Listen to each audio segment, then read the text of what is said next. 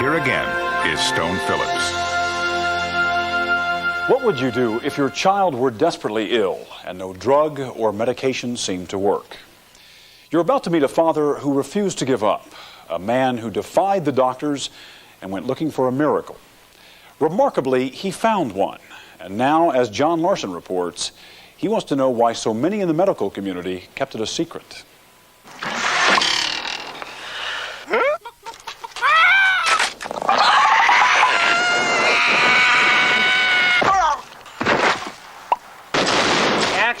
Jim Abrams has made some of the most successful film comedies of the past decade. His hit movies include Airplane, Naked Gun, and Hot Shots. But the fun stopped for Jim Abrams just over a year ago.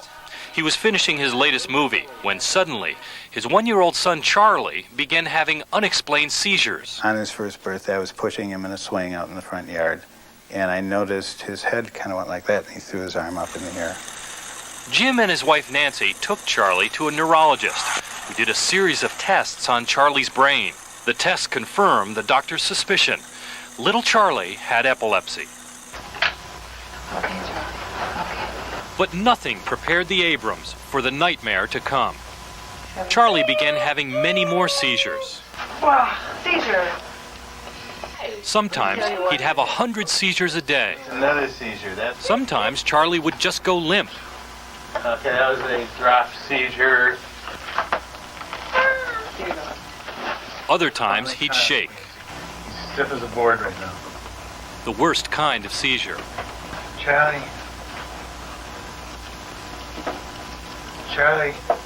The Abrams brought Charlie to Dr. Donald Shields, a nationally recognized expert at UCLA, who tried to control Charlie's seizures with anticonvulsant drugs. And then we lost control and just nothing was working. I think he probably had all of the available medications, and we were starting to look at some of the more experimental kinds of medications. Even worse, Jim Abrams says the drugs had a terrible side effect. They were turning his son into a zombie. You pour the drugs down the child's throat, your child's throat, despite the fact there's something inside you that says, wait a minute, this can't be right. You know, Charlie was so loaded. At times he just lived in a car seat. He was so blotto from these drugs that he was essentially non-functional. This little girl is about to have a bad epileptic seizure. There in half an hour. Here she goes. Now, while you're watching her, consider this. New miracle drugs control these terrible seizures in most of the 750,000 children in this country who suffer from epilepsy. Okay, Jess. But for this little girl and 150,000 kids like her, drugs simply don't work. The Abrams feared Charlie was one of these most unfortunate children. After the first drug, then there is only a 10 to 15% chance that the second drug will work, regardless of what that drug is. And the percentages drop from there. Even more frightening, if left unchecked, these seizures can damage their brains, retarding these children forever. So the Abrams were racing against the clock. They had to stop Charlie's seizures before it was too late. They allowed doctors to operate on Charlie's brain, but the seizures continued. They even tried a faith healer, but that didn't work either. This house was filled with tears. All of us, all the time, cried. I mean, Charlie's brother and sister literally, for months, cried themselves to sleep at the foot of his crib because they just had some sort of instinct that they wanted to be near him. His son was slipping away. His whole family was in anguish, and the doctors had no answers. Jim Abrams was desperate. He decided to begin his own study of epilepsy. He attended medical lectures and read every book he could find on epilepsy treatment. And one day, in a medical library, he found something no one had told him about. A book describing a diet that supposedly cured half of the epileptic kids who went on it.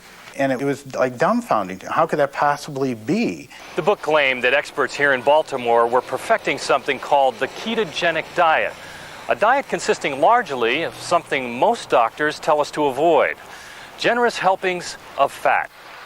Against his own doctor's advice, Jim brought Charlie to Johns Hopkins Children's Center, where he found the man who wrote the book, Dr. John Freeman. At Johns Hopkins, Jim and Charlie also met a 72-year-old dietitian, Millicent Kelly, who had been working with the diet for 40 years.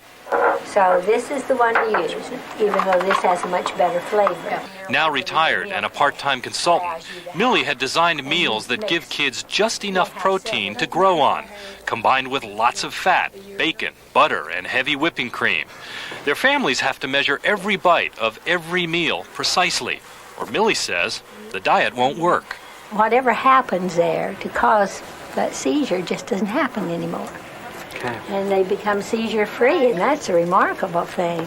Yet despite its high success rate, we found several parents who, like the Abrams, say their doctors also tried to talk them out of trying the diet. We've been actively discouraged by different doctors not to try it.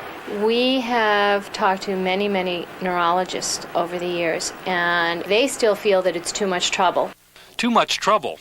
Ridiculous, says Nancy Abrams, Charlie's mom. You know how hard it is to sit here and watch him disconnect from the rest of the family and the world and fade out? I mean, that's a lot harder to sit and watch a kid seize than it is to do this diet. 60 years ago, the diet was much more widely used, after first being developed here at Johns Hopkins in the 1920s. But then, in the 40s and 50s, several new wonder drugs came on the market. The drug companies made millions of dollars in profits, and doctors stopped using the diet. But all along, Millicent Kelly here at Johns Hopkins and a handful of others kept refining the diet, and there were some real success stories. Be ready! Catch it! Doug Foster is one of them. Today he enjoys a healthy life, including coaching his son's Little League ball team in Virginia Beach, Virginia. But 32 years ago, Doug's prospects looked grim. His constant uncontrollable seizures meant he had to wear a football helmet all day to protect him from sudden falls. But in 1962, Doug's parents put him on the ketogenic diet, and after 2 years, he was fine, seizure-free. And Doug had no negative side effects from eating all that fat. I suppose if I hadn't found the diet, I would be in an institution. I would be wearing a football helmet, maybe strapped to a wheelchair so I couldn't fall out of the wheelchair and hurt myself. I don't know. I certainly wouldn't be married with 3 beautiful children, with a regular full-time job and a college degree and the whole shooting match. Bobby. Finally, it was Charlie's turn to try Millie's diet. He was taken off all medications and fed mostly fats. His father says it was a miracle. His seizures started to diminish immediately. I mean, it was pretty dramatic. You could hold him and you could kind of feel him be less intense. And within a couple days, he stopped having seizures completely. Sometimes there is truth in the old ways, even if we don't understand them. Dr. John Freeman supervises the ketogenic diet at Johns Hopkins. Do you fully understand how it works? We have no clue how it works. And that's part of the reason it hasn't been accepted in lots of places. Oh, look what she's But consider the results. Most kids who try the diet at Hopkins can go back to normal food after 2 years, never need drugs again, and remain seizure-free. If I see results like I've been seeing, there's so many encouraging words talking to other parents that have been on the diet, and it works. I'm coming to get you. Jim and Charlie returned to Los Angeles, where Charlie thrived. I'm coming. Here I come. I'm coming to get you. No longer a zombie on medications, his seizures were gone. But the story doesn't end here. All of a sudden your eyes open up in the middle of the night and you say, wait a minute. This didn't have to happen. 90% of these seizures didn't have to occur. Waking up around the clock and pouring drugs down his throat didn't have to occur. Jim was angry and puzzled that none of the 6 doctors he went to for help ever mentioned the diet. What has stopped Charlie's seizures has been in existence for 70 years. It's been sitting there. It was waiting for him. You had some knowledge that this diet was probably working back at Johns Hopkins, and yet you dissuaded the Abrams from attempting it. How come? Well, because I don't think we had exhausted all of the medical approaches yet.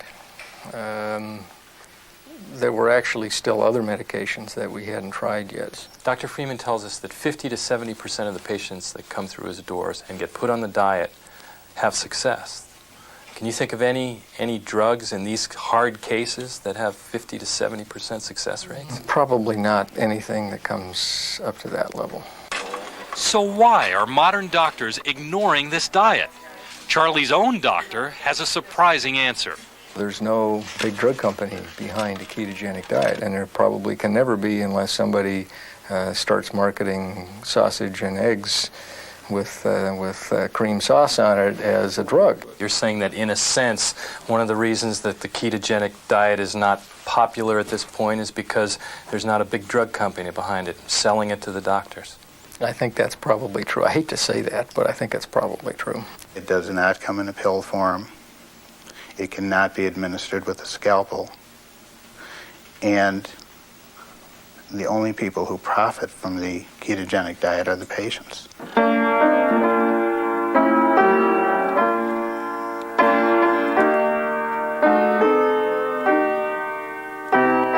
And incredibly, the diet could have been lost forever if Millie Kelly had not stuck with it for 4 decades, devoting even her retirement years to keeping a simple miracle cure alive. If Millie hadn't been around all these years, I think the diet would have been lost. Gone. That's how important she is. Has anyone been invited to a party while they've been on this ketogenic diet? And that's why Jim Abrams is making a new movie. Not a comedy this time, but a film for parents facing the crisis he faced, recording for future generations Millie's precise recipe for the diet that saved Charlie.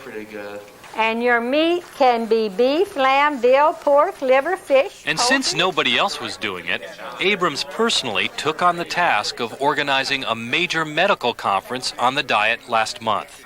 Doctors came from all over the country, even Dr. Donald Shields of UCLA, who last year had tried to talk Jim out of pursuing the diet, but now he's reconsidered.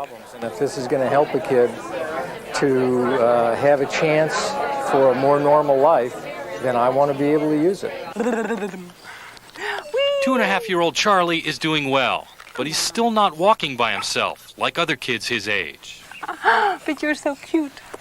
But Jim Abrams still wonders if the months of pummeling from the seizures and the drugs did any permanent damage to Charlie's brain. And that thought keeps him angry. How it could possibly be that that diet and its success rate at Johns Hopkins has remained a secret is absolutely incredible to me. And what really makes it tragic is the amount of kids who have suffered because of that. No. Since we shot this story, Charlie is now walking across the room by himself and talking in complete sentences. In the meantime, his father has set up a foundation to help spread the word about the ketogenic diet.